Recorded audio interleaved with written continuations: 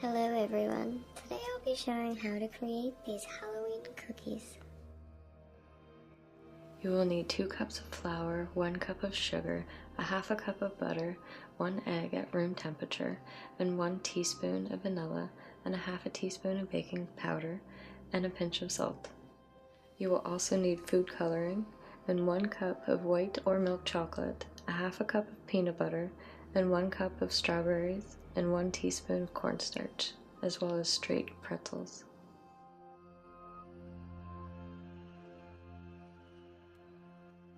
Coat the pretzels in the peanut butter, which I dyed a little red and green, and then place onto a lined baking tray and then freeze for an entire day.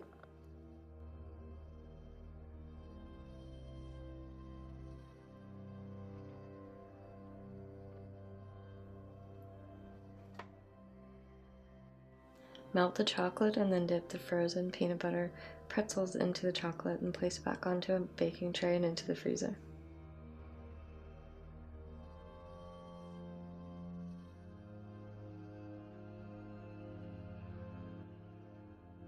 Using a little bit of food coloring and a toothpick, add some blood stains to whole almonds.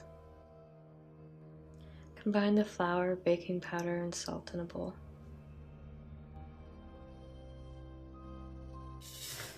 Cream the butter and sugar together for 3 minutes.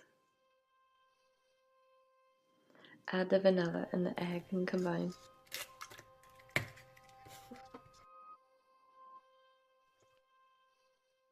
Slowly incorporate the flour.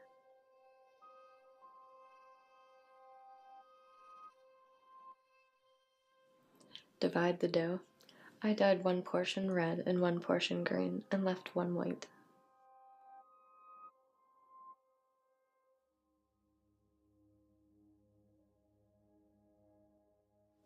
Using about a tablespoon of dough, roll it flat and then wrap that around the chocolate-covered pretzel and then place onto a parchment-lined baking tray and squeeze and place some knuckles and place on an almond for the nail and then use a sharp knife to trace some knuckle lines in place.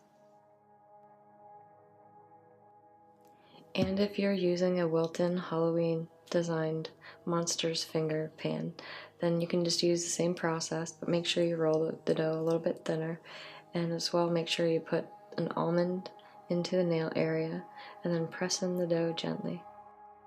Bake at 325 degrees Fahrenheit for 16 minutes.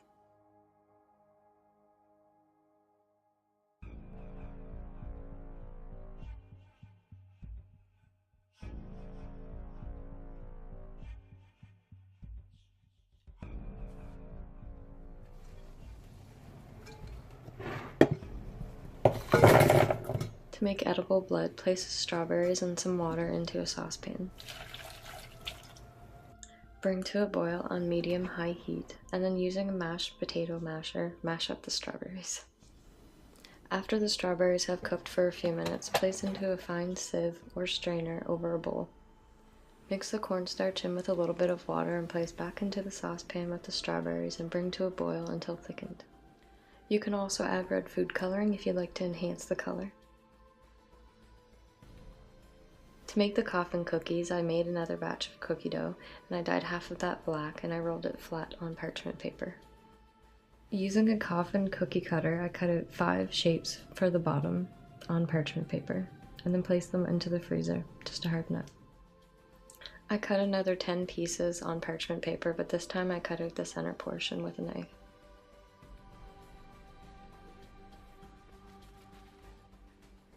I cut out another 5 pieces for the top, but this time I made an indent in the top for a design.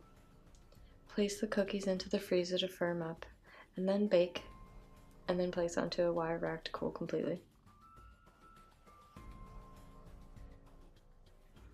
I mixed vanilla and edible silver and placed that into the indent using a toothpick. For the pumpkin cookies, I dyed most of the remaining batch with red and yellow food coloring to create orange.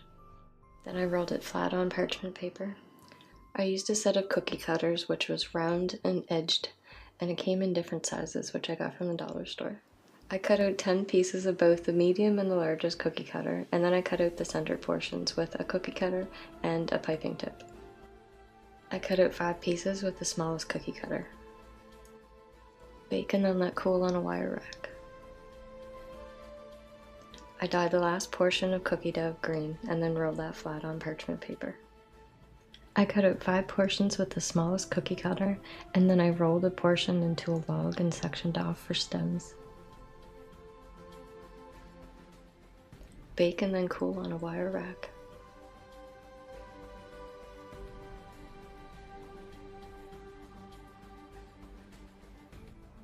Melt the chocolate and then build up the pumpkin layers in 2 halves.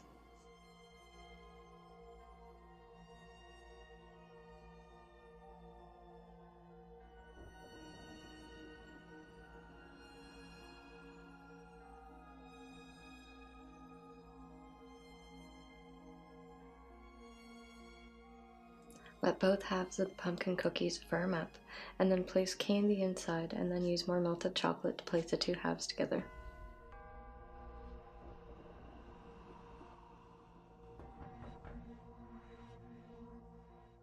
I melted more milk chocolate and then stacked up the coffin layers except for the top layer. I painted the inside of the coffins with milk chocolate using a Wilton Cake Deco brush. Once the chocolate has firmed up, place the edible blood and candy bones inside, and then place another layer of milk chocolate on the top, and then place the top cookie, and let the chocolate harden.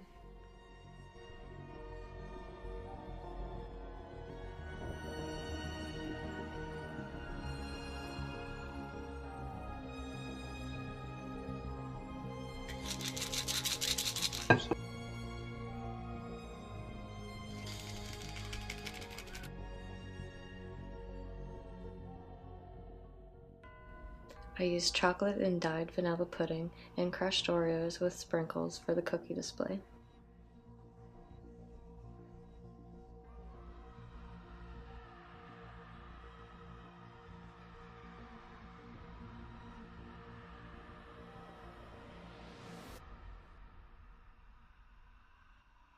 Enjoy!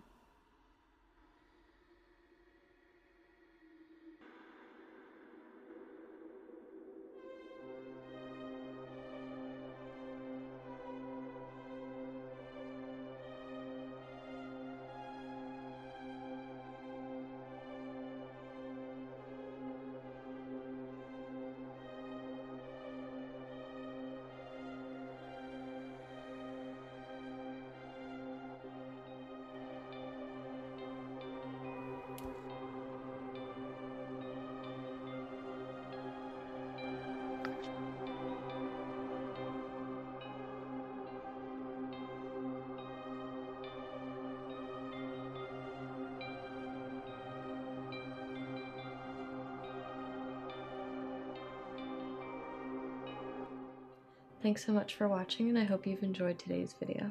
If you'd like to see more of my videos, just make sure you click that subscribe button.